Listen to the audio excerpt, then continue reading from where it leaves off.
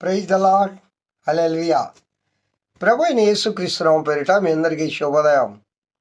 ప్రియ దేవుని బిడ్డలారా, ఈ నూతన సంవత్సరంలో 3వ దినానికి మనం ప్రవేశించాం. 26వ సంవత్సరం జనవరి నెల 3వ తేదీ. ప్రియులారా,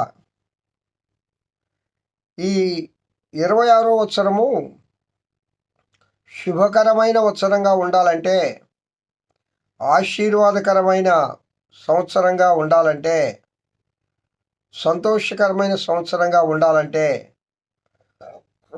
ఒకటే ఒక మార్గము, ఒకటే ఒక విషయము. అదేంటనగా, నువ్వు అనుదినము ప్రభువుతో సహవాసం చేస్తూ ఉండాలి. దేవునితో సహవాసం చేస్తున్నప్పుడు నీకు శ్రమ రాదు, నీకు ప్రయాస రాదు, నీకు శాపం రాదు, నీకు ఆకలి ఉండదు, దుఃఖం ఉండదు, సంతోషం ఉంటుంది. దేవునితో సహవాసము ఎడబాటు అయిపోయింది అనుకోండి, నీ జీవితంలో అన్నీ ఇక అశుభాలే జరుగుతాయి, శుభాలు జరగవు. శుభకరమైన సంవత్సరము, శుభ సంవత్సరము, శుభదినములు, అసలు ఈ దినాలు సంవత్సరాలు ఏర్పాటు చేసింది దేవుడే.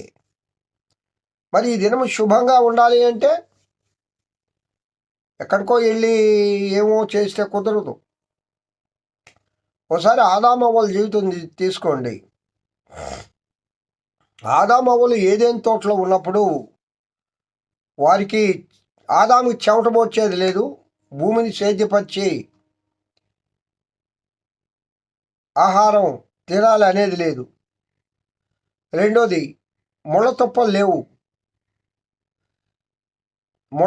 లేవు.